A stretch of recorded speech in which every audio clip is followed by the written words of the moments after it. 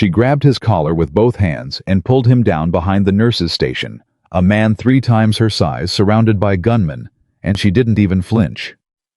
That moment changed everything. Not just for Victor Romano. For everyone who thought they knew what courage looked like. If this is the kind of story that stops you cold, subscribe to this channel right now, hit that notification bell, and stay with me until the very last word. And drop a comment telling me what city you're watching from. I want to see how far this story travels. The bullet hit the wall 6 inches above Elena Whitmore's head. She felt the air move. She heard the plaster crack. And for exactly 1 second, just one, she froze. Then her training took over the way it always did when the world stopped making sense. Her body moved before her mind could argue. Her hands reached out. Her legs pushed forward. And every rational thought she had ever possessed about self-preservation evaporated completely. Because the man on the exam table was going to die. She could see it happening in real time. 2 gunmen had come through the side corridor of Mercy General's private medical wing, a floor that was supposed to be impossible to breach, a floor with security codes and badge readers, and 2 armed guards stationed at the elevator. Supposed to be. The guards were already down. She didn't look at them directly. She couldn't. Looking at them would mean accepting what was happening, and she didn't have time to accept anything yet. The man on the table, the man she had been treating for the last 40 minutes, was scrambling to the floor. He was fast. Faster than she expected for someone who had just had his left forearm stitched after what his people described as a kitchen accident.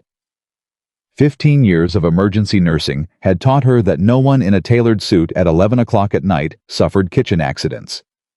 But that wasn't her business. Her business was the wound. Her business was the patient. Her business right now was the 6 feet of open space between that patient and the door behind her. "Get down!" she screamed. Her voice came out harder than she intended. Harder and louder, and with an authority she hadn't known she still possessed. The 2 men flanking the patient, big men in dark clothing who had given her uncomfortable looks all evening, both turned toward her voice. That was a mistake on their part, because it meant they turned away from the door on the left. The first gunman came through that door. One of the flanking men moved to intercept him. The second gunman came through the corridor entrance on the right. And Victor Romano, because that was his name though, she did not know that yet, not fully, not the weight of what that name carried. Victor Romano was completely exposed. Elena did not make a decision. She simply moved. She crossed the exam room in 4 steps, grabbed the rolling instrument cart beside the table and shoved it hard into the path of the second gunman. The metal cart caught him across the shins and knocked him sideways. He fired once. The shot went into the ceiling. She didn't stop moving. She grabbed Victor's arm, his good arm, not the stitched one. Some part of her clinical brain noted that automatically, and she pulled. How was bigger than her by 100 pounds easy. He resisted for a fraction of a second, the reflex of a man not accustomed to being moved by anyone. "Now," she said. Just that word. No please. No explanation. He moved. She pulled him behind the nurse's station desk, a heavy institutional structure built into the wall, and she pressed herself flat against the front of it, and she put her body between him and the room. Victor Romano looked at her. She was not looking at him. She was watching the gap beneath the desk, measuring angles, calculating distances, doing what emergency nurses did when chaos arrived, finding the geometry of survival. "There is a stairwell," she said low and fast. 12 feet to your left. The door has a manual bar. When I say move, you move. You don't stop. You don't look back. You get through that door and you go up 1 floor, not down, because down is where they came from. Do you understand me?" She heard him exhale. "I understand," he said. His voice was different from what she expected. She had heard him speak twice before during his treatment, brief sentences clipped and controlled. But right now, pressed behind a desk with gunshots cracking through the room around them, his voice was quiet. Not frightened. Not the voice of a man falling apart. But quieter than it had any right to be, as though he was observing a situation from a distance, rather than living inside it. Later she would think about that voice. Later she would understand what it meant. But right now there was the sound of a body hitting the floor, and one of his men shouting something in Italian, and the second gunman coming back to his feet after the cart hit him. She could hear the grunt, the shuffle of boots, and she said, "Move." They moved. She made it 5 steps. The third gunman she had not known. There was a third. None of them had came from the supply room doorway to her right, and the angle was wrong, and she felt the impact before she understood what it was. Not a bullet. She realized that a half-second later when she hit the floor, and understood that the momentum had come from the gunman's shoulder rather than from anything fired. He had tackled her. She had been between him and Victor, and she had been a smaller obstacle, and he had chosen to go through her. She hit the linoleum hard. The breath left her body in one violent push. She heard Victor make a sound she could not immediately classify, not a word. Something more immediate than a word. And then there was a crash, and something heavy. Striking something else heavy, and then quiet. Not full quiet. The kind of quiet that falls between one moment of violence and the next. Elena pressed her palm to the floor and pushed herself up.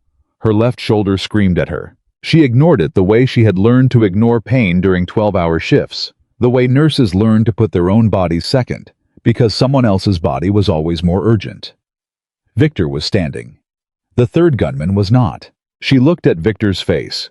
He was breathing harder now. His suit jacket was torn at the shoulder. His eyes moved through the room with a precision that she recognized, not panic, not shock, but assessment. The same thing she did when she walked into a trauma bay and had to understand the damage before she could address it. He looked at his men. One was down, but moving. The other was still engaged with the first gunman near the door. The second gunman had retreated. The corridor was briefly clear. Then he looked at her, and she saw it just for a second, just a flash before his face closed back into whatever expression he used for the world. Shock. Not at the violence. She would understand later that violence was not new to him. Shock at her. She stood up on her own before he could offer a hand. Her shoulder was wrong, dislocated, she suspected, running a quick internal assessment the way she always did, and she would deal with that later. Right now, she needed to get herself and this patient and his remaining functional men into a defensible position. Second floor east corridor has a lockable procedure room, she said. Reinforced door, coded entry. He stared at her. Stop looking at me and start moving, she said. That flash crossed his face again. Something that wasn't quite amusement and wasn't quite disbelief, and was something entirely its own. He moved. She got them into the procedure room. It took 4 minutes and one more encounter with a gunman in the stairwell that she did not participate in, because his remaining guard handled it, and she made herself look away, because she was a nurse, and there were things she was required professionally and personally to not watch. The door locked behind them. She found the light switch. The procedure room was small and sterile and full of equipment she knew intimately. She moved to the supply cabinet, immediately pulling what she needed with the automatic efficiency of someone who had spent a decade navigating identical spaces in the dark. Gauze. Antiseptic. The compression bandage she had applied to his arm had shifted during the chaos. She needed to check it. Sit, she said.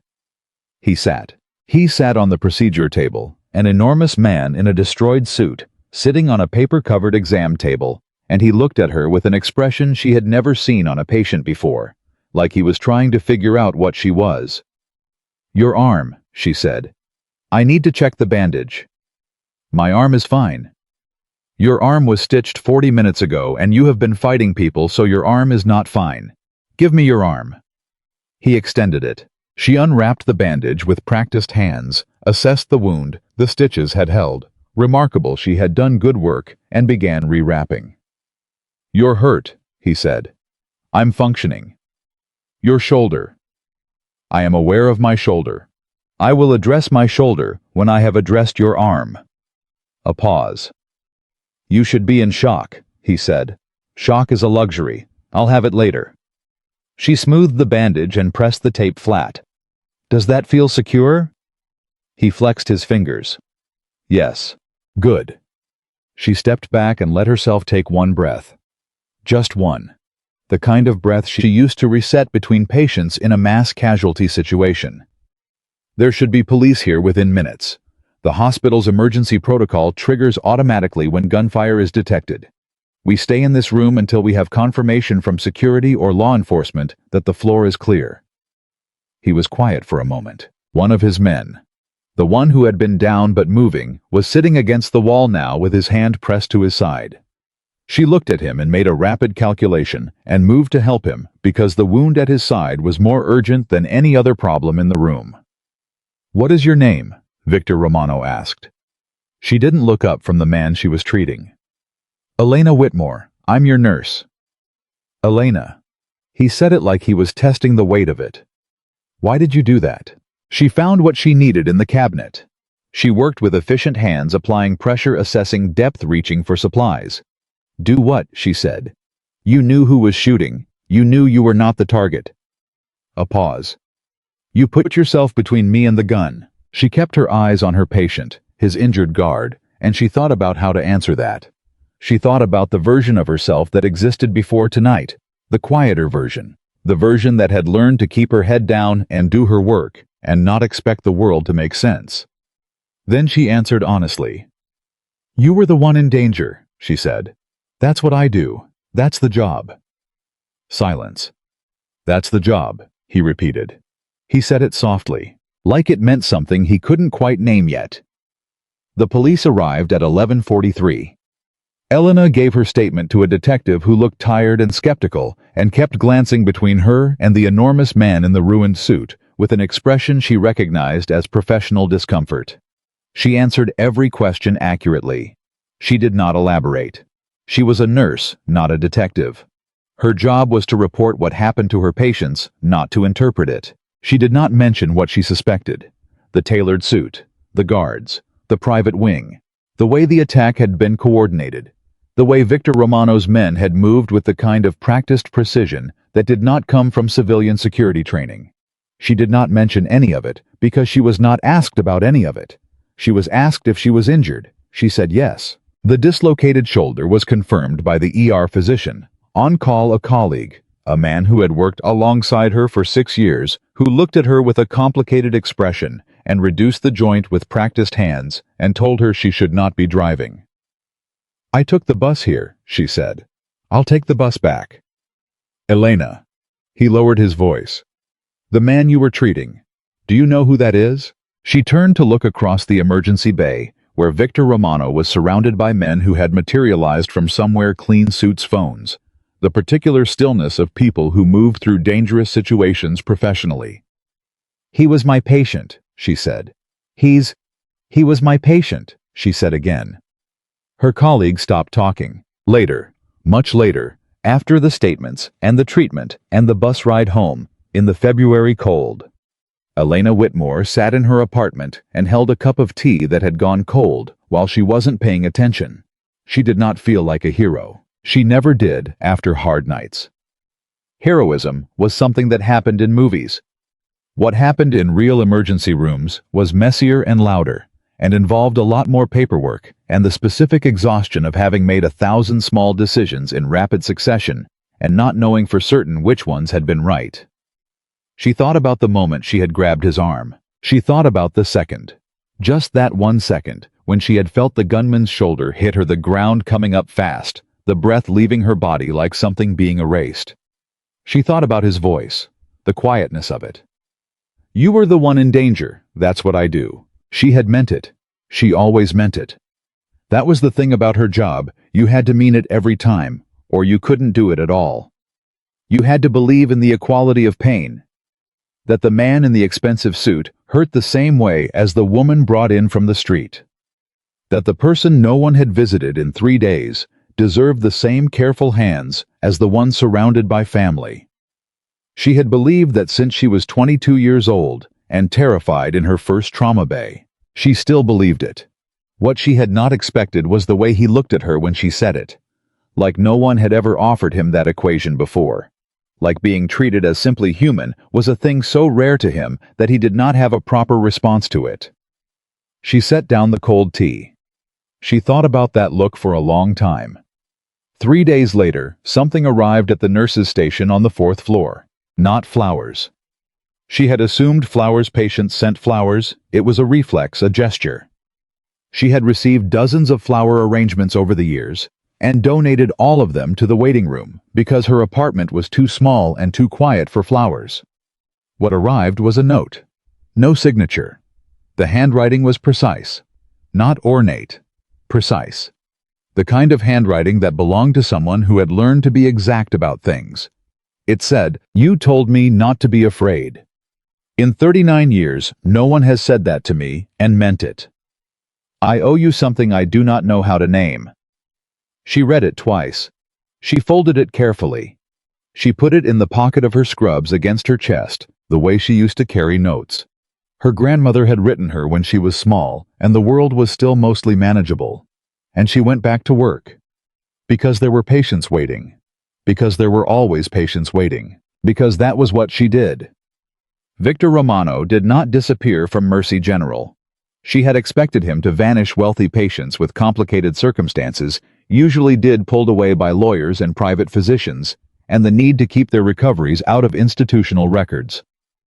She expected that the private wing would be empty the next time she walked past it, and that the whole violent episode would become one of those nights she carried quietly without ever speaking of it. Instead, she found him in the hallway. 6 days after the attack. She was coming off a 14-hour shift, still in her scrubs, carrying her bag on her good shoulder. The right one, not the left, which still ached with a steady, low-grade insistence, and she almost walked into him because she was looking at the floor the way she did when she was running on exhaustion and autopilot. She stopped. He was standing very still. He was alone. Or not alone, she registered a moment later. There were 2 men positioned further down the corridor, far enough to be technically out of earshot. But he himself was standing in the middle of the hallway outside the 4th-floor supply room without any of the apparatus that had surrounded him before. He looked unexpectedly like a person. "Mr. Romano," she said. She was not surprised by the name. She had learned it in the days since, had heard it mentioned with careful neutrality by the detective who followed up on her statement. She had not looked him up beyond that. She had made a decision not to. "Ms. Whitmore," he said. His voice had that same quietness. She had thought about that quality and determined it was the opposite of what she initially read it as. It wasn't calm. It was controlled. A man who had spent a long time making sure the outside of him told as little as possible about the inside. "Are you here for a follow-up?" she said. "Yes." "Your arm?" "Yes." She looked at him for a moment. Then she looked down the corridor at the 2 men and then back at him. "Come on then," she said. She found an empty exam room and gestured him in. She washed her hands. She pulled on gloves. She moved to his arm with the same automatic efficiency she brought to every patient. She unwrapped the bandage. The wound was healing correctly. She examined the stitches with careful fingers, checking tension, checking inflammation. "You should have come back sooner for this," she said. "I had other matters." "Your health is a matter." A pause. "You're very direct," he said. "Occupational habit." She rewrapped the bandage. "You're healing well. Keep it dry. Come back in 5 days for stitch removal, or go to your own physician, whichever you prefer." She stepped back. He didn't move. "I received the note," she said, because it felt strange not to acknowledge it. "You didn't need to send it." "I know." He looked at her steadily. "I sent it because I wanted to, not because I thought it was expected." She thought about that. "That's different," she admitted. "Yes?" Another pause, the kind of pause that had weight in it, that wasn't empty, but wasn't ready to be filled with words yet. Then he said, "How long have you been a nurse?" 10 years, she said, give or take. "You don't look—" He stopped. She raised an eyebrow. "Old enough. Tired enough," he said. "For 10 years. She almost smiled. Almost. "Then you're not looking carefully." He looked at her. "No," he said quietly. "I think I might be looking very carefully, for the first time." She did not know what to do with that sentence. She filed it somewhere in the back of her mind alongside the note and the quiet voice, and the way he had sat on that exam table in the procedure room and simply obeyed her. A man who did not seem like someone accustomed to obeying anyone, and she moved toward the door. 5 days, she said. or your own physician. Elena. She stopped. He had used her first name. Not as a liberty, she noticed the difference, and it wasn't a liberty. It was something more careful than that, more deliberate. Thank you, he said, for the thing you cannot name. I understand now why you can't name it. I couldn't name it either. But I wanted you to know that I understand what it cost you. She stood in the doorway. The shoulder that wasn't right. The 14-hour shifts. The quiet apartment with no flowers. The note she carried in her pocket like something her grandmother had written. It cost me less than you think, she said. And she meant that too. She always meant it. She walked out into the corridor. And for the first time in longer than she could remember, her steps felt different. Not lighter exactly. Something harder to name than that. Like something in the air had shifted. Like a door she had not known existed had just opened a fraction of an inch. And for once, she didn't walk away from it. 5 days passed. Elena counted them without meaning to the way you counted things you told yourself you weren't thinking about. Monday bled into Tuesday, Tuesday into Wednesday, and she worked her shifts and treated her patients and told herself that Victor Romano was simply another case file moving through the system. Stitch removal. Wound check. Discharge. Done. He came back on the 5th day exactly. Not early. Not late. She was at the nurse's station, writing notes, when she heard the corridor go quiet, in that particular way it did, when someone entered a space and changed the pressure of it. She didn't look up immediately. She finished the sentence she was writing, a complete sentence, because she had a habit of finishing things, and then she looked. He was alone again. The same deliberate distance from his 2 guards. The same stillness about him that she had decided was not calm, but control. She stood up. Exam room 3, she said. Give me 2 minutes. He nodded. She washed her hands. She gathered what she needed. She gave herself those 2 minutes, not because she needed them for preparation, but because she had learned somewhere in the last 10 years that 2 minutes of intentional breathing before a complicated patient made the difference between a good encounter and a defensive one.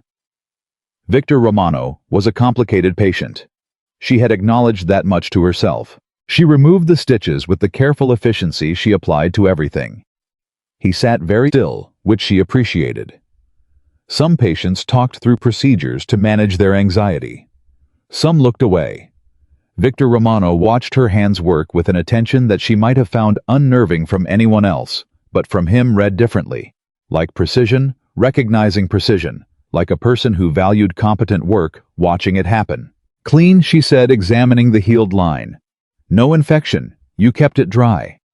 You told me to. Some people don't listen. I listen, he said. When the instruction makes sense. She set down her tools and pulled off her gloves. And when it doesn't, then I ask why. He looked at her steadily. You never had to explain yourself the other night. You just moved. Most people explain themselves when they're afraid. I wasn't afraid, she said automatically. Then she caught herself. That's not true, she corrected. I was afraid. I just didn't have time to let it run the situation. Something shifted in his expression. Not the flash she had seen before, something slower. Like a door opening deliberately, rather than being blown off its hinges. That, he said carefully, is the most honest thing anyone has said to me in a very long time. She looked at him. How long, she said. He thought about it. Genuinely thought about it, which she hadn't expected. Years, he said. Possibly longer. He came back the following week. Not for medical reasons, his arm was healed. She had discharged him cleanly from post-procedure care, and there was no clinical justification for a return visit. She knew that when she saw him. He knew that she knew it. He sat down in the chair beside the nurse's station. Not the exam room, just the chair that visitors sometimes used when they were waiting for someone. And he held a coffee cup from the place 2 blocks down that she went to every morning before her shift. He held it out to her. She looked at it. Then at him. Black, he said. 2 sugars. You take it from the corner cart, not the hospital machine. The hospital machine makes it taste like it gave up. She took the cup. You've been watching me order coffee, she said. I've been in this building more than you'd expect, he said. For the last several months. She sat down across from him. Not because the shift allowed for it, it didn't. Not really. But because something in that sentence required a response that she couldn't give standing up. Several months, she said. I have a physician here. Routine visits. He looked at his hands around his own cup. Your hospital has a private wing for a reason. Certain kinds of patients prefer discretion. Certain kinds, she said. Yes. She drank the coffee. It was exactly right, which irritated her slightly, because it meant he had been paying more attention than she realized, and she was a person who liked to know when she was being observed. Why are you telling me this? She said. Because you deserve accurate information, he said. About who you're talking to. I know who I'm talking to, she said. Your name was in the police report. My name, yes. He looked at her. But names are the smallest part of who a person is. You know that better than most. She thought about the patients whose names she had learned at the very end, who had arrived unconscious, unnamed, treated and stabilized, and kept alive long before anyone told her what to call them. What do you want me to know? She said. He was quiet for a moment. That I'm not here by accident, he said. That this building, this floor, I've had reasons to be here for 6 months that have nothing to do with my arm. She waited. My cardiologist has been concerned about my stress levels, he said, and the way he said it, matter of fact, stripped of any performance, told her it cost him something to say. My blood pressure is manageable. My test results are acceptable. By every measurable metric, I am fine.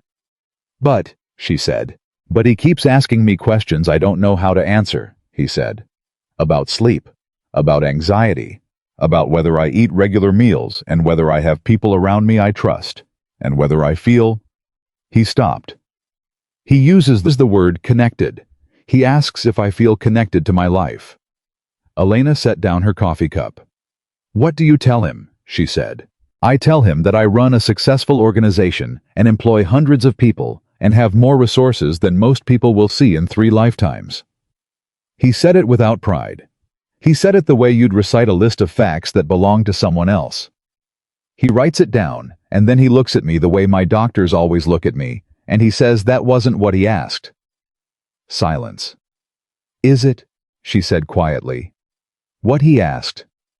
Victor Romano looked at her for a long moment. No, he said. He came back the week after that. And the week after that. Not always with coffee. Not always with a purpose she could name. Sometimes he sat in that chair for 20 minutes and watched the floor move around him. Nurses crossing patients in wheelchairs.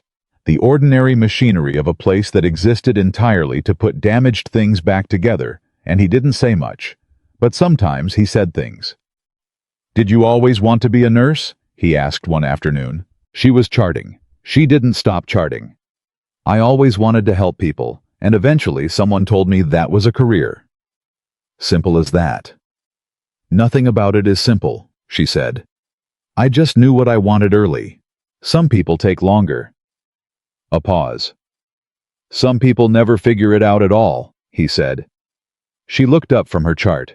His jaw was set in this particular way she had learned to read. Not anger, but the expression of a man holding something heavy and pretending the weight wasn't showing. What did you want? She said. When you were young enough that wanting things felt like an option.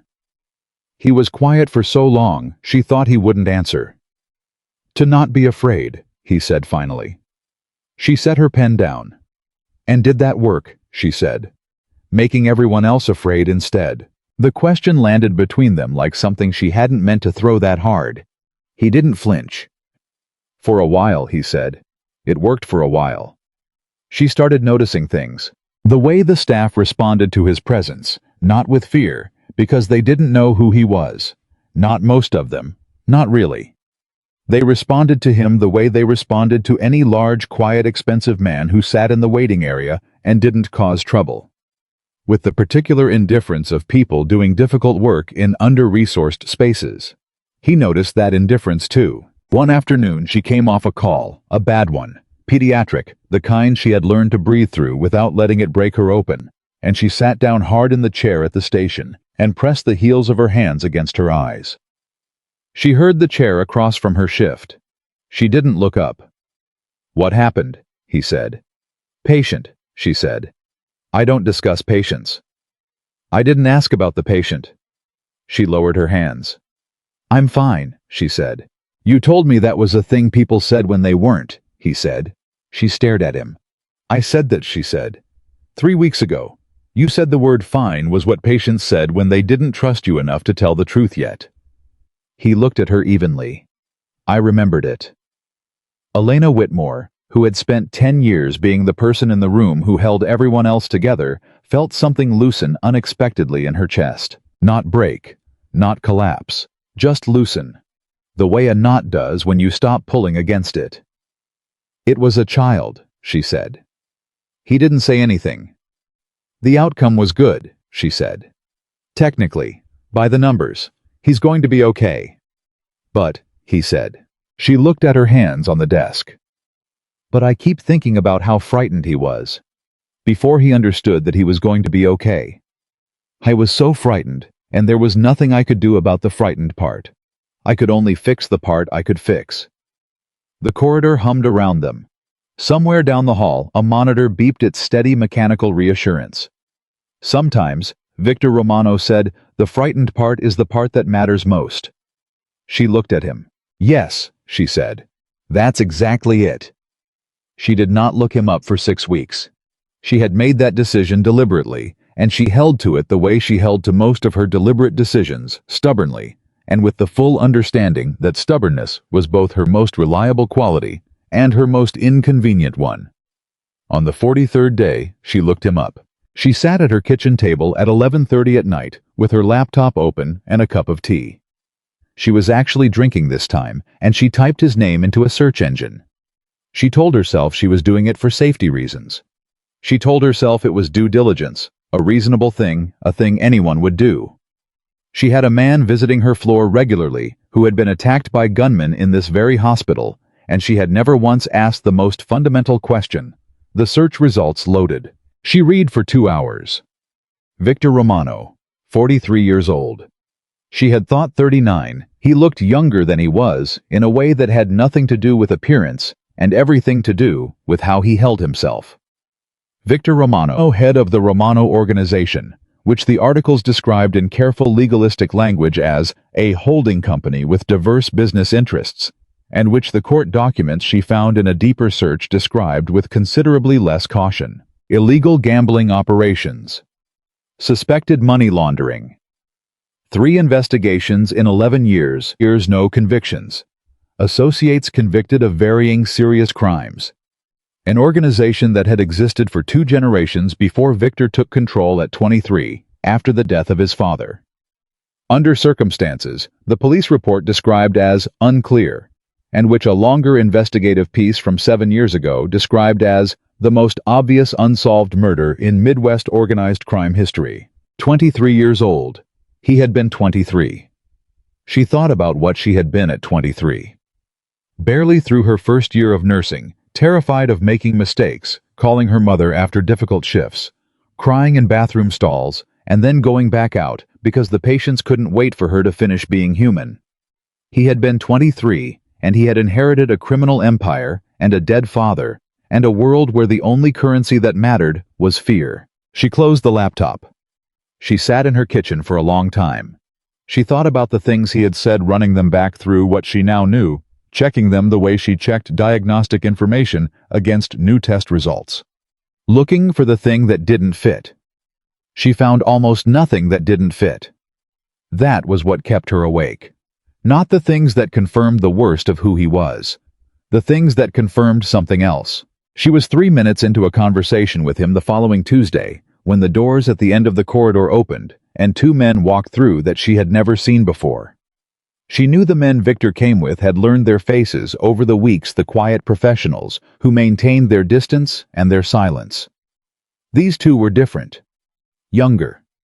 Something about the angle of their attention was different. Victor went still. It was the smallest possible stillness. She almost missed it. But she had been studying him for weeks without meaning to, cataloging his tells, the way she cataloged vital signs, and she caught it. His left hand moved half an inch toward his jacket, then stopped, because the 2 men simply walked past.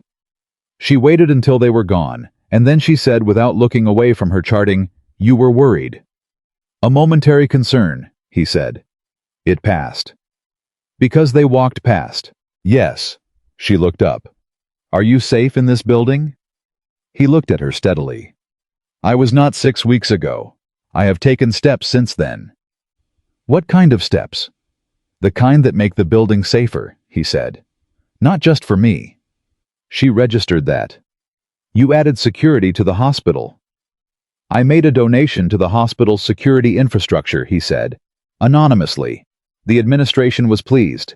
They asked no questions about the source." She put her pen down flat on the desk. "Victor," she said. It was the first time she had used his name without a qualifier, without Mr. Romano, without the professional distance of a title. It came out of her mouth, and she heard it land differently than she intended, and she watched him hear it the same way. He was very still. "You cannot solve what happened 6 weeks ago with a donation," she said. "No," he agreed. "But I can make sure it doesn't happen in the same place twice." "Why does that matter to you?" she said. "This specific place." He looked at her for a long moment. "You know why," he said. She did know. That was the problem. She knew, and she had known for some time, and the knowing was getting heavier in a way that felt important to address, and also impossible to address, because she was his nurse. Had been his nurse was still technically the person who had treated him, the person with a professional obligation to appropriate distance. She was also the only person who had walked into gunfire for him without knowing what she was getting into. And she was the only person he had apparently talked to honestly in years. Those were different things, and they were also uncomplicatedly the same thing. "I read about you," she said. His expression didn't change. "I know." "You know." "I know the day you did it," he said. "I know approximately how long you read." The words landed like a held breath finally released. She stared at him. "You had someone watching my—" "No." He shook his head, and for the first time she heard something like urgency in his voice, not in the volume, but in the pace of it. "I had someone watching the building. For security. General perimeter. When you're connected to my name, even loosely, even by an incident report, that connection needs to be monitored." "Monitored," she repeated. "Protected," he said. "I'm not good at admitting the difference." She absorbed that. "You were protecting me," she said. "Badly apparently," he said. "Given that you found out." "I wasn't supposed to find out." "You were supposed to be safe and unaware of the mechanism of your safety," he said. "Which is how I prefer to operate." "How you prefer—" She stopped, took a breath, let the breath out. "Victor, you cannot make unilateral decisions about what I'm aware of regarding my own life." "I understand that." "Do you?" "I'm learning it," he said. "It's a new concept for me." She looked at him. She thought about the 23-year-old who had inherited a machine built on fear.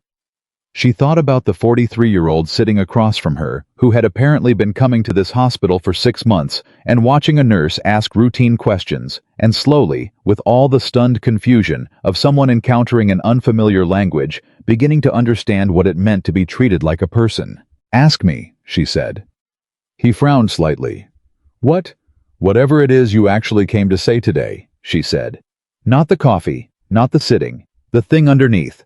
Ask me." A long silence. Then, "Do you regret it?" "What you did that night?" She didn't hesitate.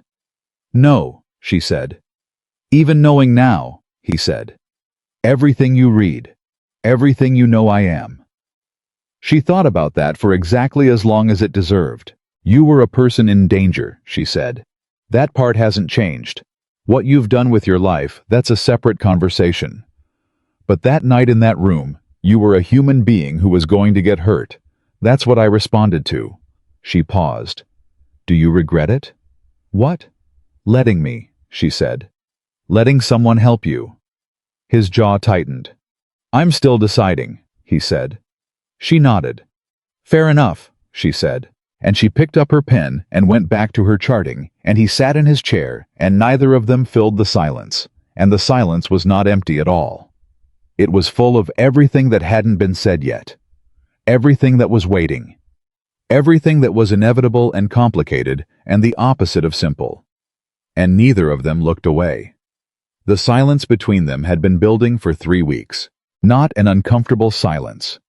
Something more precise than that, the kind of silence that accumulates between two people who are both waiting for the other to say the thing that changes everything. Elena had recognized it in her patients before. The moment before a diagnosis lands. The breath held between the question and the answer. The specific weight of words that haven't been spoken yet, but are already present in the room, taking up space, making the air feel different. She recognized it. She simply hadn't expected to be living inside it herself. It broke on a Thursday. Not dramatically. Not with raised voices or a confrontation that announced itself. It broke the way most important things broke, quietly, at an inconvenient moment, when she was tired and her defenses were thinner than she preferred. She had just finished a double shift. 16 hours. 2 cardiac events, one of which had not resolved the way she needed it to. She was at the elevator, bag on her shoulder, coat half on, running on the particular empty fuel that existed on the other side of exhaustion, when she heard her name. She turned. Victor was standing at the end of the corridor, not by the nurse's station. Not in the chair he had claimed over the weeks of his visits. He was standing in the middle of the hallway, and he was not alone. One of his men was beside him, speaking rapidly and quietly in Italian, and Victor's expression had something in it she had never seen before. Not the controlled stillness, not the careful quiet. Something raw. She walked toward him because she was a nurse, and raw was something she moved toward, not away from. "What happened?" she said. The man beside Victor stopped talking. Victor looked at her. Then he looked at his man and said one word. A dismissal. She understood it from the tone, even without the language, and the man stepped back. "There was a meeting tonight," Victor said. "A business situation." "Victor, I need to tell you something," he said.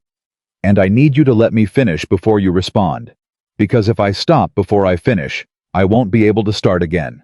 The elevator opened behind her. She let it close. "Tell me," she said. He told her in the family waiting room at the end of the 4th floor. Empty at this hour. Just chairs, and the hum of fluorescent lighting, and the distant sound of the hospital doing what hospitals did through the night. He sat across from her, and he didn't look at his hands, and he didn't look away. He looked directly at her the entire time, which she understood was an act of discipline, not comfort. He told her about his father. Not the version in the news articles, the sanitized version, the unclear circumstances. He told her the actual version. He was 15 when he first understood what his father did for a living. He was 18 when he was brought into it, not invited, not given a choice that felt like a choice. By 20, he was running operations in 2 territories. By 23, his father was dead, and he was standing in a room full of men twice his age, being told that the organization was now his responsibility. "I had a choice," he said. "That's what everyone says. Everyone always says that. You had a choice." "Did you?" she said. "I had options," he said. "Whether any of them were actually choices depends on your definition." He paused. "My mother was alive. My sister was 17. The men in that room, the ones looking at me across that table, I had grown up knowing what happened to people who made the wrong decision in front of them." She didn't say anything. "So yes," he said, "I made a choice. And I have been making that same choice every day for 20 years. Some days I've made it with more justification than others." The hum of the building surrounded them. "The attack," she said carefully. 6 weeks ago. It wasn't random." "No. Someone inside your organization." He looked at her steadily. "You understand more than I expected. I read," she said, "and I listen. You've said things over the past several weeks that when I put them together—" She stopped. "Someone is trying to take what you have." "Someone has been trying to take what I have for 2 years," he said. "The attack at the hospital was the first time they came close, because I had been careless." He said the word like it cost him something. "I had been spending time in places that were not strategically sound, because I wanted to." He looked at her. She understood what he was saying. "Victor," she started. I am not telling you this to create an obligation, he said quickly. I am telling you because you deserve to understand the situation you are in. Because of me. Because of the connection my people identified between us. He leaned forward. Elena, they know who you are. The words sat in the air between them. She felt the shift in her chest. Not fear exactly, but the physical recognition of danger that her body had learned in emergency medicine, and apparently had not forgotten since the night 6 weeks ago. How long, she said. 10 days, he said. I've known for 10 days. I have had people watching the building watching you for 10 days. You have been safe. You are safe right now. But I cannot continue to manage this without telling you what I'm managing. She stood up, not in anger. She needed to move because the information required movement. Her body was like that, always processing through motion. She walked to the window and stood with her back to him for a moment. Then she turned around. You waited 10 days, she said. I was trying to resolve it before. You waited 10 days to tell me that I am in danger, she said. 10 days of sitting in that chair and drinking coffee and having conversations, and all the while you knew. I knew you were safe, he said. I was ensuring it. That is not your decision to make, she said. That is my life, my safety. You do not get to manage my life without my knowledge. I know that, he said. Do you? She heard the edge in her voice and didn't pull it back. Because this is exactly what I told you. Weeks ago. You remember what I said. You cannot make unilateral decisions about what I'm aware of regarding my own life. I remember. And you did it anyway. Yes, he said. I did it anyway. Because... He stopped. His jaw worked.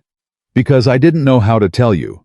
Because every time I sat across from you, I thought about what this information would do to the way you looked at me, and I was not ready. He stopped himself. The room was very quiet. You were not ready, she said slowly, for me to look at you differently. He said nothing, which was its own answer. Elena stood very still. She looked at this man, this massive, controlled, expensive, complicated man who had apparently been circling her hospital for 6 months because a nurse had asked him if he'd slept and meant it, and she felt the anger, and underneath the anger, she felt something that was harder to name and considerably more inconvenient. Victor, she said carefully. How much danger am I in? Manageable, he said immediately. That is not a number. The threat is credible but not imminent. I have 3 people on you at all times. Your building is covered. Your route to work. 3 people. She blinked. There are 3 people following me right now. 1 is downstairs in the lobby. 1 is on your street. 1 is in the parking structure adjacent to your building. She sat back down. She pressed her hands flat on her knees and breathed. This is insane, she said. Yes, he agreed. My life was not like this 8 weeks ago. I know. 8 weeks ago, the most dangerous thing about my week was a patient who threw a bedpan at my head. Something crossed his face. She would have missed it if she hadn't spent weeks learning to read him. A fractional compression of something that in any other man she might have called grief. I'm sorry, he said. I am genuinely sorry, Elena. That is the most accurate thing I can tell you. Not sorry that I know you. Not sorry that I came back. But sorry that my world has extended into yours in this way. She looked at him for a long time. Tell me about the people who are coming after you, she said. You don't need to. I am currently the subject of a surveillance operation being run out of 3 positions around my apartment building, she said. I think I need to. A pause. Then he told her. The name was Caruso. Marcus Caruso, who had been Victor's second-in-command for 11 years before a disagreement over the direction of the organization 2 years ago, had fractured the relationship in ways that could not be repaired. The disagreement, as Victor described it, was fundamental. Caruso wanted expansion by force, new territories, new operations, more of everything, regardless of the cost. Victor had begun quietly to want something different. Different how? Elena said. He looked at her hands on her knees, then at the window, then back at her face. Less, he said. She waited. I have been for the past 3 years. I have been making decisions that the people around me do not entirely understand. Closing certain operations. Removing certain people from positions. Moving money into legitimate businesses. He paused. It looks like weakness from the outside. Caruso decided it was weakness. Decided I had gone soft. Decided the organization would be better positioned under his leadership.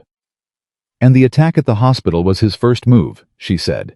His most direct move, Victor said. There had been others, subtler.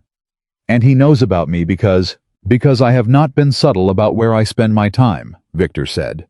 And this time she heard it clearly, the thing underneath the controlled voice, the thing that didn't get to be controlled right now because the conversation had moved past the place where control was available to him. I have been coming here for 6 months, Elena. And for the last several weeks, I have been coming here specifically to sit across from you. Caruso's people are not unintelligent. They observed what I was doing. They drew conclusions. What conclusions? That you matter to me, he said. The words were simple. They were the simplest words he had said to her in all the weeks of careful, complicated conversation. They landed with the weight of everything that had been building underneath the silence. She breathed. Victor, I am not asking you for anything, he said quickly. I want to be clear. I am not saying that to create pressure or expectation. I am saying it because it is true, and because Caruso is using it as a lever, and you deserve to understand the complete situation, and the complete situation includes... He stopped, started again. The complete situation includes the fact that I have not looked forward to anything in approximately 4 years, until I started coming to this floor. The fluorescent lights hummed. Somewhere down the corridor, a cart rolled past. Elena Whitmore, who had spent 10 years being the person who held the room together, felt the room tipping slightly on its axis. You should have told me, she said. Her voice came out quieter than she intended. All of it. From the beginning.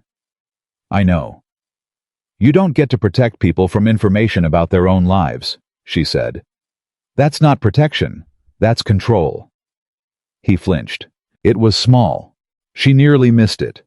But it was real, and it told her that the word landed exactly where she aimed it. Yes, he said. It is. You're right. She looked at him. Are you actually changing? She said. The things you described, closing operations, moving money, pulling back. Is that real? He met her gaze without blinking. Yes. Why? Because I am 43 years old, he said, and I am exhausted. And because 3 years ago I sat in a room and looked at what I had built and what it cost, and I did a calculation that I don't think I was capable of doing at 23, or 30, or even 40. He paused.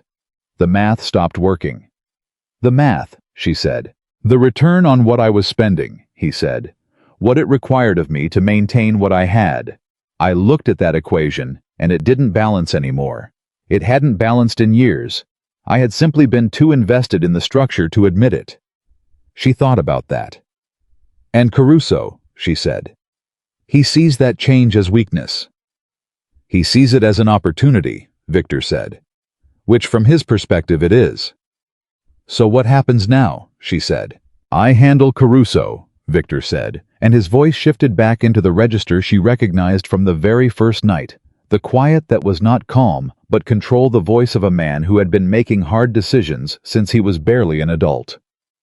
Handle him, she said carefully. Legally, he said. There are legal mechanisms available to me. He has exposed himself by making direct moves. My attorneys are... Victor. I'm not going to... He stopped. I'm not going to do what you're thinking. What am I thinking? Something violent, he said, and permanent. She held his gaze. Are you going to... He was quiet for a long moment. No, he said. Not if I have other options, and I currently have other options. She believed him. She registered that she believed him, and she also registered that believing him should probably require more evidence than it currently had, and she filed that conflict somewhere for later consideration. What do you need from me? She said. He blinked. Nothing, he said. That's not an answer. Elena, I came here to give you information, not to ask you for. You have 3 people watching my apartment, she said. We are past the point where you get to pretend this is a one-way conversation. What do you need? The question sat between them. He looked at her the way he had looked at her in the exam room that first night, with the shock of someone encountering something they didn't have a word for yet. I need you to not disappear, he said finally. I understand if you want distance from this. From me. You should want distance from... But I need to know that whatever distance you take, it's a choice you made with full information, not something I manufactured for you. Because that's what you would have done before, she said. That's what I have always done, he said. Yes. She sat with that. She thought about the 23-year-old inheriting a machine of fear. She thought about the man who had been coming to this hospital for 6 months to sit in a plastic chair and watch nurses do their work, and slowly, carefully, at enormous personal cost, begin to remember what it felt like to be inside his own life rather than managing it from a distance. She thought about the note she still carried. You told me no one had said that to you and meant it, she said. He frowned. What? The note. Don't be afraid. I'm here. You said in 39 years no one had said that to you and meant it. He was very still. Yes, he said. I meant it, she said. I know. I still mean it, she said. That hasn't changed because of what you told me tonight. I want you to understand that clearly. He looked at her. Something moved through his expression that she didn't have a clinical name for. It wasn't relief exactly. It was larger than relief. It was the expression of a man who has been holding something up for so long that he had forgotten what it felt like to put it down, and someone had just quietly and without ceremony offered to hold it with him. Elena, he said, you should be angry. I am angry, she said. I'm angry that you waited 10 days. I'm angry that you've had people watching me without my knowledge. I'm angry that I'm sitting in this waiting room at midnight having the most complicated conversation of my adult life. She paused. I'm also a person who has spent 10 years watching people make the worst decisions of their lives in the worst moments of their lives and come out the other side, she said. I have never once believed that a person is only the worst thing they've done. That would make me very bad at my job. I've done more than one bad thing, he said. I know, she said. We'll get to that. All of it. But not tonight. He looked at her steadily. Why not tonight? Because tonight you needed to tell the truth to someone, she said. And you did. That's enough for tonight. The waiting room was very quiet. Outside, the city was doing what cities did, moving, breathing, humming through the dark, with its million private urgencies. Inside, 2 people sat across from each other in plastic chairs under fluorescent lights and held the weight of everything that had just been said. Then Victor Romano did something she had not seen him do in all the weeks she had known him. He lowered his head. Not dramatically, not with performance. He simply lowered his head and pressed his hands together and breathed, like a man who had put something down, like a man who had been carrying it for 20 years. And Elena Whitmore, who had learned at 22 that you had to mean it every time, or you couldn't do it at all. Elena put her hand on the table between them.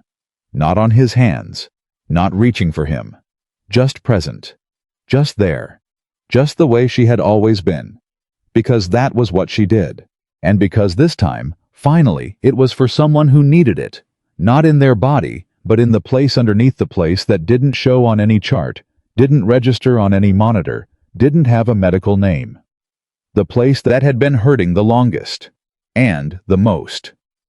The morning after the waiting room conversation, Elena woke up and lay still for exactly 4 minutes. She knew it was 4 minutes because she watched the clock. It was a habit she had developed during nursing school. The ability to measure time accurately without looking useful in procedures, useful in emergencies, apparently also useful when your life had become something you needed to take inventory of before getting out of bed. 4 minutes to assess. There were 3 people watching her building. 1 in the lobby, 1 on her street, 1 in the parking structure. Victor had told her their positions with the matter-of-fact precision of a man who maintained surveillance the way other men maintained schedules. She had absorbed that information and filed it, and now in the gray morning light she pulled it back out and looked at it directly. She was afraid. She acknowledged that cleanly, the way she always acknowledged clinical facts. Not afraid in the way she had been during the attack that was sharp and immediate and burned clean. This was a slower fear. The fear of a situation whose edges she couldn't fully map. The fear of having walked far enough into something that the way back was no longer clearly marked. And underneath the fear, something else. The same something that had been there for weeks, growing in the specific way that things grew when you kept trying not to water them, and they grew anyway. She got out of bed. She went to work. Because there were patients waiting. Because there were always patients waiting. Because that was the one thing in her life that had never once asked her to be anything other than exactly what she was. Victor called her at 9:47 that morning. It was the first time he had called. He had her number. She understood now that he had known her number for some time, which was a fact she added to the growing list of facts she was choosing to process in order rather than all at once, but he had never used it. He had always come in person, which she understood was its own kind of statement. The call meant something had changed. She stepped into the medication room and answered. "Caruso made a move this morning," he said. "No greeting, no preamble. Not toward you, toward my business. He has contacted 3 of my legitimate partners and made representations about the stability of my organization." "Representations," she said. "Lies," he said. "Specifically that I am under federal investigation and that any business association with me constitutes significant legal risk." "Are you under federal investigation?" A brief pause. "Not currently." She noted the precision of that answer. "What does this mean for the people watching my building?" she said. "They stay," he said. "Nothing has changed on that front. What has changed is the timeline. Caruso is moving faster than I anticipated. He wants this resolved before I can stabilize my legal position." "What's your legal position?" "My attorneys filed this morning," he said. "We have sufficient documentation of Caruso's activities to support 3 separate criminal complaints. The problem is that legal processes take time, and Caruso is not a patient man." She heard something in his voice that she hadn't heard before. Not fear. Victor Romano did not appear to experience fear the way ordinary people did. Pressure. The sound of a man under pressure, who was choosing consciously not to relieve that pressure the way he would have relieved it before. "You have another option," she said. "The not legal kind." He was quiet. "You could end this faster," she said. "The way you would have handled it 3 years ago, before the math stopped working." "Yes," he said. "But you're not doing that." "No," he said. "Why not?" she said. Not challenging him. Actually asking. "Because I told you I wouldn't," he said. "And because, Elena, I have spent 20 years handling things the fast way. I know exactly what it costs. Not just legally. What it costs." He paused. "I'm not willing to pay that anymore. Even now." She pressed her back against the wall of the medication room. She thought about what it took for a man like him to say that. To hold that line under actual pressure when the easier road was right there, when the old reflexes were available and proven and fast. "Okay," she said. "Okay," he repeated. "I believe you," she said. "I just needed to hear you say it with something real at stake." A long pause. "You were testing me," he said. "I was listening carefully," she said. "There's a difference." She heard something that might have been a short exhale. Almost in another man, something close to a laugh. "I'll update you if anything changes," he said. "Victor." She stopped him before he could end the call. "Eat something. You sound like you've been awake since before I was." Silence. "I'll eat something," he said. She hung up. She stood in the medication room for one more moment and acknowledged to herself that something fundamental had shifted in the architecture of her life. That she was now a person who told a mafia boss to eat breakfast and expected to be listened to. That she was now a person who was actively invested in the outcome of a legal strategy she couldn't fully evaluate, filed by attorneys. She'd never met against a man she'd never seen on behalf of someone she had met while pulling him out of a gunfight. She straightened her scrubs. She went back to work. The second call came at 2 in the afternoon, and it was not from Victor. It was from a number she didn't recognize, and she answered it in the middle of the corridor because unknown numbers required answering. She was a nurse. Emergencies came from unknown numbers.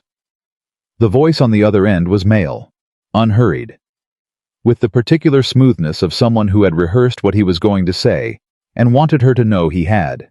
"Ms. Whitmore," the voice said, "I think it's time we had a conversation without Victor Romano in the room." She stopped walking. She kept her face neutral because she was in a hospital corridor, and the rule in emergencies was to keep your face neutral. "Who is this?" she said. "Someone who wants you to understand your situation clearly," the voice said. "Victor is a man with a gift for making people feel safe. It's his most useful quality. But the safety he offers you is contingent on his ability to maintain it. And that ability is deteriorating." "I'm going to hang up now," she said. "Before you do," the voice said, and his tone didn't change at all, which was more frightening than if it had, "you should know that the 3 men watching your building are currently occupied with something I arranged specifically to occupy them. You have been unprotected for the last 11 minutes. She was moving before she finished the thought back toward the nurses' station, toward people, toward the central hub of the floor. Her hand was already in her pocket, already on her phone. "What do you want?" she said.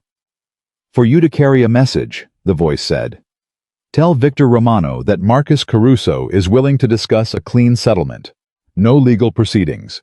No further escalation. A conversation between men who understand each other." "You pulled 3 surveillance operators away from a civilian to deliver a message," she said. "You could have called him directly." "I could have," Caruso said. "But this was more instructive, for both of you." She reached the nurses' station. 3 colleagues. Noise. Visibility. She breathed. "I'm not a messenger," she said. "No," Caruso agreed. "You're a leverage point. There's a difference. I'm offering you the more dignified version." "Go to hell," she said. She hung up. She stood at the nurses' station with her phone in her hand and her colleague Diane looking at her from 3 feet away, with the expression of someone who understood from 20 years of emergency nursing that something had just happened. "You okay?" Diane said. "I need 5 minutes," Elena said. "Cover me." "Already done," Diane said, which was why Elena had worked beside her for 6 years and trusted her completely. Elena went into the supply room and called Victor. He answered in 1 ring. "Caruso called me," she said. The silence on his end lasted exactly 2 seconds. Then, "Are you in the building?" "Yes, nurses' station. I walked there during the call." "Good." His voice had shifted into the register she recognized from the night of the attack, operational, stripped of everything that wasn't necessary. "Tell me everything," he said. "Exactly." She told him. Exactly. She had a nurse's memory for precise information delivered under stress. She repeated the conversation word for word. By the time she finished, she could hear something happening on his end. Movement, voices, the sound of a situation being reorganized. "The 3 men," she said. "He said they were occupied." "They're back in position," Victor said. "It was a 12-minute window. He wanted you to know it was possible. He wasn't going to use it." "How do you know he wasn't going to use it?" "Because if he wanted to hurt you, Elena, he would have done it without calling first." A pause. "This was a demonstration and a message." "He wants a meeting," she said. "He called it a clean settlement." "I know what he wants," Victor said. "Victor." She kept her voice even. "What does he actually want?" A beat. "He wants me to walk away," Victor said. "From the organization, hand control to him. Take a financial settlement and disappear. And if you don't, then the demonstrations become less instructive and more direct." She absorbed that. "What are you going to do?" she said. "I am going to have my attorneys accelerate the filing," he said. "I'm going to call in 3 relationships I've been preserving for exactly this kind of moment. And I'm going to move you." "Move me," she repeated. "Your apartment is compromised." Caruso demonstrated that. "I have a property." "Victor." Her voice was sharp enough that he stopped. "I am not leaving my apartment." "Elena." "I am not leaving my home because a man I've never met wants to frighten me into compliance," she said. "I understand the risk. I am a person who runs toward gunfire, you may recall. I am not going to be relocated like someone I'm trying to protect, he said. His voice had something in it that was not anger and not desperation, but the compound of both, the sound of someone whose control was costing them something real. She heard it. She made herself hear it fully before she responded. Reinforce my apartment, she said. Send more people. Do whatever you need to do to the building. But I sleep in my own bed. A long pause. 2 additional people, he said finally. And you give me a check-in call every 4 hours. Every 6, she said. 5, he said. Fine, she said. 5. She heard him exhale. You negotiate like someone who has done it professionally, he said. I've spent 10 years negotiating with patients who don't want to take their medication, she said. You're easier than most of them. This time she heard it clearly, a short breath that was unambiguously something close to a laugh. Real. Involuntary. The sound of a man surprised by his own response. She found that she wanted to keep that sound somewhere. 3 days later, everything broke open. It didn't announce itself. The worst things rarely did in her experience. They arrived sideways through a door you thought you'd secured. It was 7 in the evening. She was finishing a charting note. Her colleague Marcus, not Caruso, a different. Marcus, a gentleman from Louisiana who brought homemade biscuits on Fridays, leaned over and said quietly, "There's a man at the front desk asking for you. Says he's a lawyer." She looked up. "He's not from your building management," Marcus added carefully, because Marcus had apparently noticed the new faces in the lobby of her building that week, and was perceptive enough not to ask about them directly. He showed hospital credentials. He's cleared. She went to the front desk. The man was 40, well-dressed with a briefcase and the specific professional composure of someone delivering bad news for a living. "Ms. Whitmore," he said. "My name is Daniel Reeves. I represent Marcus Caruso." He handed her an envelope. "You've been served." She looked at the envelope. "Served," she said. "A civil suit," he said. "Mr. Caruso is alleging that you participated in and facilitated the concealment of criminal activity on the night of February 14th in your professional capacity as a registered nurse." He met her eyes. "He is also alleging that your subsequent relationship with Victor Romano constitutes an ongoing professional ethics violation. He has filed complaints with the Illinois Department of Professional Regulation." The corridor around her continued its business nurses, walking a cart, rolling the ordinary machinery of the evening shift. And Elena Whitmore stood in the middle of it and felt the floor tilt.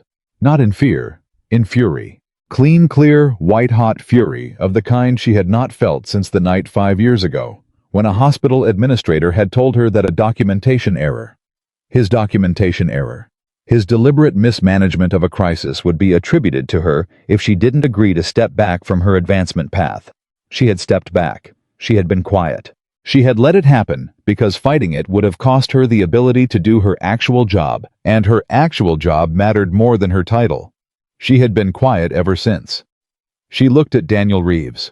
"Tell your client," she said with the particular clarity that only comes from genuine anger held in very steady hands, "that I have been a registered nurse for 10 years without a single substantiated complaint. Tell him that I treated a patient in an emergency situation in full accordance with my professional obligations. Tell him that threatening a nurse's license to win a power struggle between criminals is the most transparent intimidation tactic I have encountered in my adult life." She handed the envelope back to him. "And tell him I'm not the one he should be worried about." Reeves looked at the envelope in her hand. "Ms. Whitmore, I'd strongly advise you to—" "Have a good evening," she said. She turned around. She walked back to the nurse's station. She sat down. She picked up her charting pen. Her hand was perfectly steady. She called Victor the moment her shift ended. He answered before the first ring completed. "I know," he said. "You know," she said flatly. "My attorney contacted me 40 minutes ago. Caruso filed simultaneously in 3 jurisdictions, the nursing board complaint, the civil suit against you, and a separate action against 2 of my business partners." His voice was controlled in the way she recognized now meant he was more angry than he was allowing himself to express. "He is applying pressure across every available surface." He went after my license, Victor. I know. My career. The thing I have spent 10 years building. The only thing that was completely mine and separate from any of this. I know. His voice broke open on those two words, not dramatically, but in the way a surface does when the pressure underneath has been building long enough. Elena, I know. And I need you to understand that I am going to fix this. How? Because Caruso just made the worst decision of his life, Victor said. He has been careful. For 2 years he has been careful, staying just inside the lines, making moves I couldn't counter legally. But this. A pause. Coming after you this directly, this publicly, with this level of documentation, he has handed my attorneys everything they needed. He has put himself on record in 3 jurisdictions, making accusations that require him to produce evidence. Evidence he does not have. Evidence that does not exist. She was quiet for a moment. You wanted him to do this, she said slowly. Silence. Victor. You knew he would come after me through legal channels. You knew because you know how he thinks. I suspected, he said carefully. And you let it happen. I couldn't prevent it without tipping my hand. If I had moved to protect you in ways that were visible to Caruso's people, he would have known I expected it, and he would have changed tactics. I needed him to commit. His voice was absolutely even. I had my attorney ready. The moment the filing hit, she was in motion. The nursing board complaint will be dismissed within 48 hours. The civil suit will not survive discovery. And the documentation Caruso produced will become the foundation of a federal criminal referral before the end of the week. She sat with that. You used me, she said. No. His voice was immediate and sharp in a way she hadn't heard before. I protected you as completely as I could while allowing a necessary sequence to unfold. There is a difference, Elena. I need you to hear that difference. I hear it, she said. I'm deciding how I feel about it. That's fair, he said quietly. She was quiet for a long time. She thought about decisions made in good faith under impossible constraints. She thought about that 23-year-old standing in a room of dangerous men with no good options. Only options, and choosing the one he could live with. She thought about 10 years of her own constrained choices, her own quiet accommodations, her own decisions about which battles were worth the cost. She thought about her hand on the table in the waiting room, present, just there. Fix it, she said finally. Already in motion, he said. All of it. Not just the legal piece. Fix the part where you make unilateral decisions about what risks I carry without my knowledge. A pause. I will try, he said. I will try harder than I've tried anything. That's not a promise, she said. No, he agreed. It's better than a promise. It's an honest statement of intention from a man who has not been honest about his intentions for 20 years. That's worth more than a promise I don't know if I can keep. She thought about that. She thought it was possibly the most self-aware thing she had ever heard a person say. Okay, she said. Okay, he said. I told you before, she said. I don't believe a person is only what they've done. I believe they're also what they're working toward. She paused. What are you working toward, Victor? He was quiet for a moment. When he spoke, his voice was quieter than she had ever heard it. Something I don't have a name for yet, he said. Something that doesn't require anyone to be afraid. She closed her eyes. She thought about a man who had spent 20 years making the world afraid of him because he hadn't known another way to survive in it. She thought about what it cost to choose differently. What it cost every single day. What it cost when the people who built their power on the old version of you came to reclaim it. She thought about what it meant to watch someone choose the harder road, not because it was winning, but because it was right. I know what to call it, she said. What, he said. We'll talk about it, she said. When this is over. Elena. Yes. Thank you, he said, for not disappearing. She thought about the note she still carried. She thought about 39 years with no one saying it and meaning it. I told you I meant it, she said. I don't say things I don't mean. She hung up. She sat in her car in the hospital parking lot and let herself feel the full weight of everything. The fear and the fury and the complicated, inconvenient, undeniable thing that lived underneath both of them. She let herself feel it completely the way she had learned to let herself feel the hard nights completely, because suppressing it only meant it came out sideways later. She felt it. Then she started the car. Then she drove home. To her own apartment. In her own bed. On her own terms. The way she had always done everything that mattered. The nursing board dismissed the complaint in 31 hours. Not 48. 31. Elena found out from her supervisor, a woman named Patricia Hollis, who had been running the 4th floor for 19 years, and who delivered information the way she delivered everything directly, without decoration, with her reading glasses pushed up on her forehead and her arms crossed. "The complaint against you has been dismissed," Patricia said. "Insufficient grounds. The board found no evidence of any professional ethics violation whatsoever." She paused. "I want you to know that I wrote a letter on your behalf. 3 pages. Single-spaced." Elena looked at her. "You didn't have to do that," she said. "I know I didn't have to," Patricia said. "I wanted to. You are the best nurse on this floor, and whoever filed that complaint knew exactly nothing about you or your practice." She uncrossed her arms. "Are you all right?" Elena thought about how to answer that honestly. "I'm getting there," she said. Patricia nodded. "Good enough," she said, and walked away, because 19 years of running a hospital floor taught you that sometimes good enough was the most accurate possible answer and the kindest thing to accept. Elena stood at the nurse's station and let herself feel the relief move through her. Not the dramatic kind, not collapse, just the quiet unwinding of something that had been pulled very tight for 4 days. Her license, her career, the one structure in her life that had existed entirely on her own terms, built by her own hands, maintained by her own discipline. It was intact. She called Victor. "I know," he said when he answered.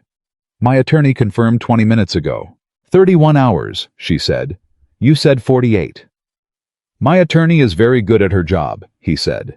There was something in his voice, not pride exactly, but the satisfaction of a man whose plan had executed correctly, shaded with something warmer than satisfaction. Relief. His own version of it. "The civil suit," she said. "It will be withdrawn by end of week," he said. "Caruso's attorneys have advised him that discovery will be catastrophic for him personally. He is weighing his options. And the federal referral." A pause. "That is no longer in my hands," he said. "Nor should it be." She registered that. He had handed it to the authorities. Voluntarily. Completely. Without trying to manage the outcome or extract terms. "Victor," she said. "Yes. That was the right thing to do." "I know," he said quietly. "It felt different than I expected." "Different how?" How was quiet for a moment. "Lighter," he said. "I expected it to feel like losing something. It felt like putting something down." She thought about a man lowering his head in a waiting room at midnight. The same image, the same word, putting something down. "Come to the hospital," she said. "Not for medical reasons. Just come." A beat. "I'll be there in an hour," he said. He came in 53 minutes, which told her he had left before she finished the sentence. He sat in the chair. His chair, she had started thinking of it, the plastic waiting room chair at the nurse's station, that had somehow become associated entirely with one person over the course of 8 weeks. He sat in it, and he looked different. She registered it immediately, the way she registered clinical changes. Not dramatic, not sudden. Subtle. The particular difference in a person when something they've been bracing against has finally either hit them or passed. He looked tired. Not the managed exhaustion she'd seen in him before, the exhaustion of a man running at full capacity and refusing to acknowledge the cost. This was real tiredness. The kind that came after. "You look terrible," she said. "Good morning to you too," he said. She almost smiled. "When did you last sleep?" "Functionally Tuesday." "It's Friday." "Yes." She stood up. "Come with me." He looked up. "Where?" "Somewhere that isn't a plastic chair," she said. She took him to the family lounge on the 6th floor. A room with actual furniture, a coffee machine that worked, and windows that let in afternoon light. It was empty. She poured 2 coffees, handed him one, and sat across from him on a couch that had been donated by a family in memory of someone they loved. The small plaque on the arm reading, "For everyone who needs a moment." He read the plaque. She watched him read it. "Tell me what happened with Caruso," she said. "All of it. Not the legal version." He wrapped both hands around the coffee cup, the way she had noticed he did when he was preparing to say something that required preparation. "Caruso contacted me directly yesterday morning," he said. "Not through attorneys. He called me himself." "What did he say?" "He said that I had become unrecognizable." Victor looked at the cup in his hands. "He said that the man he worked beside for 11 years would never have taken the route I took. Would never have handed anything to federal authorities. Would never have allowed his word was sentiment to compromise a strategic position." "He meant me," Elena said. "He meant everything. The changes I've been making. The decisions I've been making differently. Me." He paused. "He wasn't wrong that I've changed. He was wrong about what caused it." "What did he think caused it?" "You," Victor said simply. "He thinks I've been compromised by a woman. That's the version he told his people. That Victor Romano went soft because of a nurse." Elena drank her coffee. "What did you tell him?" Victor looked at her directly. "I told him he was half right. That I had changed. That the change was real. But that he had the cause and the effect reversed." He paused. "I didn't change because of you, Elena. I changed, and then I found my way to you. Because the change was already happening, and you were the first person I encountered who reflected it back at me. Who treated me like the person I was trying to become, rather than the person I had been." She held that. "And Caruso," she said. "He told me I was finished," Victor said. "That walking away from who I was meant walking away from everything that protected me. That without fear, I had nothing." "What did you say?"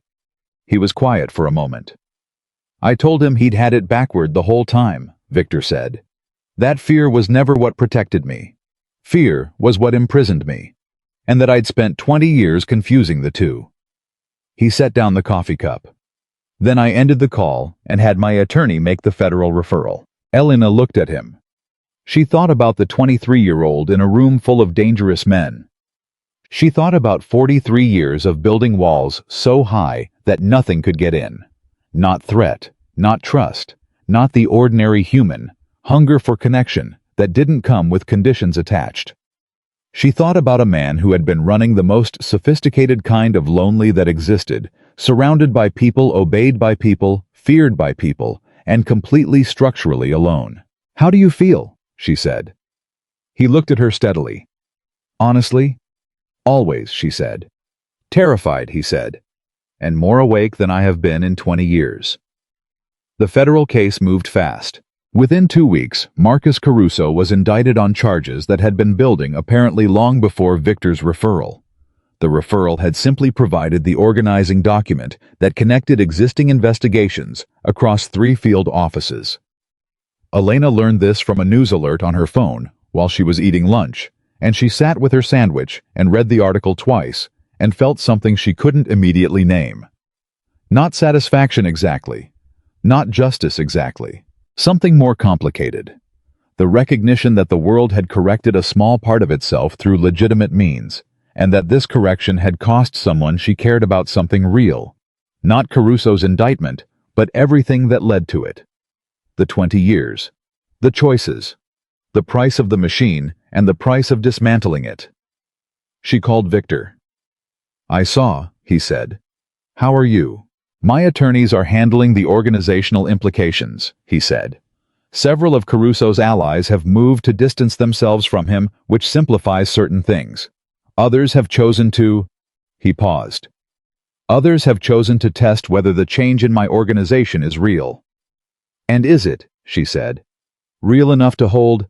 "That," he said, "is the question I am answering every day, one day at a time." She heard something in his voice. "Victor, what aren't you telling me?" A pause. "2 of my oldest allies have withdrawn their support," he said. "Men I have known for 15 years, They were not affiliated with Caruso. They simply looked at what I'm building, the legitimate businesses, the closed operations, the cooperation with federal authorities, and they decided I was no longer someone they could work with. I'm sorry, she said. Don't be, he said. They were right. I'm not the person they could work with, not anymore. His voice was even. Not without feeling, she had learned to hear the feeling underneath his control, like a current under still water, but even decided. What I'm building doesn't have room for what they represent. That's not a loss. That's a test I passed. She thought about Patricia's letter. 3 pages, single-spaced. People choosing to stand for what was right at personal cost. You know what that sounds like, she said. What do someone who has figured out who they are, she said. Silence. I'm working on it, he said. I had a long way to come from. You still have distance to go, she said honestly. I want you to know I'm aware of that. I know you're aware of it, he said. That's the only reason I trust you. 6 weeks after the indictment, Victor Romano did something that appeared in the Chicago Tribune, not in the crime section, but in the business section. The Romano Group, newly restructured, newly registered with a board of directors that included 3 names. Elena, recognized from legitimate civic leadership, announced a $15 million community investment initiative targeting 4 neighborhoods on the south and west sides. Job training programs, small business grants, a partnership with 2 hospitals, one of which was Mercy General, to expand mental health services in underserved communities. Elena read the article at the nurses' station. Her colleague Diane leaned over her shoulder and read it too. Huh, Diane said. Romano. That's a name. It is, Elena said carefully. My cousin lives in Englewood, Diane said. They're getting a workforce training center. She's been trying to get into medical coding for 2 years. She straightened up. Don't know anything about this Romano guy, but that's something real. Elena folded the paper. Yes, she said. It is. He came to the hospital that afternoon.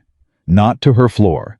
He came to the administrative offices first. She found out later that he had met with the hospital's executive director for 90 minutes about the mental health services partnership, going through details, asking questions, engaging with the program specifics, in the way of someone who actually intended to follow through, rather than someone performing philanthropy for optics. She was at the nurses' station when he appeared in the corridor. He was alone.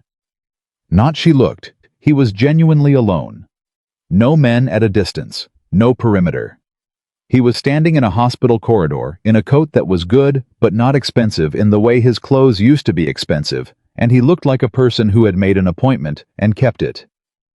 You met with administration, she said. For 90 minutes, he said. Your executive director drives a hard negotiation. Good, Elena said. She should. He sat in the chair. She finished the note she was writing. The floor moved around them the way it always did, the ordinary, essential, beautiful machinery of people caring for other people, and for a moment, neither of them said anything. Then he said, I want to tell you something. Tell me, she said. I have been thinking about what you said, he said. Weeks ago, you said you knew what to call the thing I was working toward. You said we'd talk about it when it was over. She remembered. She had known she would need to come back to it. It's not over, she said. It's not going to be over. Not in a clean way with a clear ending. No, he agreed. But it's different than it was. I'm different. He paused. So tell me, what do you call it? She looked at him. She thought about everything she had watched him do over the past months. Not the grand gestures, not the investment initiative, or the federal referral, or the legal filings. Those were real, but they weren't the answer to his question. The answer was smaller than that, and larger than that simultaneously. It was the coffee he had brought her when he learned how she took it. It was the way he had sat in a waiting room at midnight and told the truth to the first person who asked for it. It was the way he had eaten something because she told him to. It was the way he had lowered his head and breathed. A life, she said. You're working toward having an actual life, not a position, not a structure, not a system held together by other people's fear. A life that belongs to you and costs you what real things cost, which is vulnerability and honesty and showing up even when it would be easier not to. He was very still. That's what you're working toward, she said. And you're further along than you think. And you still have a long way to go. Both things are true. He looked at her for a long moment. You told me that first night, he said slowly, that you didn't save me because of who I was. You saved me because I was the person in danger, and that's what you do. Yes, she said. Do you still believe that? He said. Now that you know who I am, all of it. She thought about that question with the full seriousness it deserved. She turned it over completely, looking at every side of it. I believe, she said, that who you are is not a fixed point. I believe that what you were and what you're becoming are both real. I believe that I saved a human being in danger, and that human being turned out to be more complicated and more worth knowing than I anticipated. She paused. And I believe that the man sitting in that chair right now is not the same man who was on that exam table 8 weeks ago. And the man in that chair deserves to be treated accordingly. He breathed. It was the breathing she had seen in the waiting room, the breath of a man putting something down. Elena, he said, I need to ask you something. Ask? What we've been doing. He stopped, started differently. What's been building between us? I don't want to assume. I don't want to be a man who assumes. But I need to understand where you are. Because I can't keep coming to this floor and sitting in this chair and pretending that I'm here for any reason other than the actual reason. She looked at him. What's the actual reason? She said. You taught, he said. Just that. No qualification, no architecture around it, no careful management of the statement. You are the actual reason. You have been the reason for a long time, and I think you know that, and I need to hear what you think about it. The nurses' station hummed around them. Somewhere down the corridor, a child laughed, a patient's grandchild, visiting the particular brightness of a child's laughter, in a place that dealt mostly in adult gravity. Elena Whitmore thought about 10 years of keeping her head down. 10 years of stepping back from what she deserved, because the fight would cost her the work, and the work was what mattered. 10 years of carrying things alone because asking for help required trusting someone enough to let them see her struggling. She thought about what it had taken for him to say what he just said. A man who had spent 43 years ensuring that no one could ever see what he actually needed. Saying it plainly in a plastic chair in a hospital corridor with no armor at all. She thought about the note she still carried. Still after all these weeks. Still in the pocket of her scrubs, replaced when she moved from uniform to uniform, like something she needed to keep close. I think, she said carefully, that you have been the most unexpected thing to happen to my life in 10 years. I think that you are difficult and complicated, and that you are going to require a level of honesty from both of us that neither of us finds easy. I think that you have a long way still to go, and I am not a person who pretends otherwise. She paused. And I think that for the first time in a very long time, I am genuinely interested in what happens next. He looked at her. Something moved through his face, the full version of every flash she had been catching for months. Not a fragment. The whole thing. Relief and something that was not quite wonder, but adjacent to it. The expression of a man who has walked a very long road, expecting nothing, and arrived somewhere he didn't allow himself to expect. That's enough, he said softly. That's more than enough. Don't make it more than it is yet, she said. We have a long way to go. I know, he said. I'm not afraid of long. She raised an eyebrow. You told me you were terrified. I told you I was terrified and more awake than I'd been in 20 years, he corrected. Both things are true. She almost smiled. And then she did smile fully, without qualification, the way she hadn't smiled at work in longer than she could accurately remember. Both things are true, she agreed. 3 months later, Elena Whitmore was back on the trauma rotation. It had taken paperwork and a conversation with Patricia and a quiet acknowledgement between the two of them that the reasons she had stepped back 5 years ago were reasons that no longer applied, that the administrator who had manufactured that situation had himself been quietly removed 6 months prior for reasons unrelated to Elena, but deeply satisfying in their justice. She was good at trauma. She had always been good at it. The speed, the decisions, the ability to be fully present in a crisis without losing the thread of what mattered. She was back in the place she had always belonged, and she felt it in her hands, the rightness of it, the way a thing settles when it's back where it fits. Victor came to the hospital on a Tuesday. He came to see his cardiologist for a genuine follow-up. His blood pressure was down, his stress markers were improved, his sleep was better. The cardiologist, she had been told secondhand, had asked if anything had changed in his life, and Victor had said yes, quite a lot. And the cardiologist had said, "Whatever you're doing, keep doing it," and Victor had said he intended to. He stopped by her floor after. She was finishing a shift, a real one, a full one, the kind she had been built for. He sat in the chair. She stood at the station and looked at him and thought about the first night, the exam room, the way he had extended his arm when she said, "Give me your arm," the way he had moved when she said move, the way he had looked at her in the procedure room like he was trying to figure out what she was. She knew what she was. She had always known. She was the person who ran toward the danger because somebody had to, and she was the one who was there. "How's the cardiologist?" she said. "Pleased," Victor said. "He said I look like a man who has figured something out." "What did you tell him?" "That I had help," he said. She looked at him across the nurse's station. This man who had come so far from who he had been, who still had so far to go, who showed up every week to that plastic chair. Not because it was comfortable, but because it was real, because she was there, because the life he was building had her in it, and he had chosen every single day since he understood what choosing meant to keep building. "Victor," she said. "Yes, everyone was afraid of losing you," she said. "You told me that yourself. 20 years of people fearing what would happen if you disappeared." "Yes," he said quietly. "But you were the only person," she said, "who was never afraid of losing yourself." He was very still. "Until," he said. "Until," she agreed. She picked up her bag. Her shift was done. The floor would keep running. It always did, the beautiful, relentless machinery of it.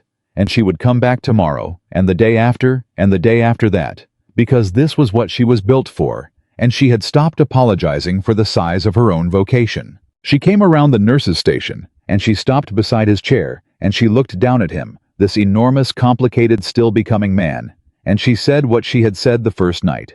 The 4 words that had broken something open in him that 20 years of fear had sealed shut.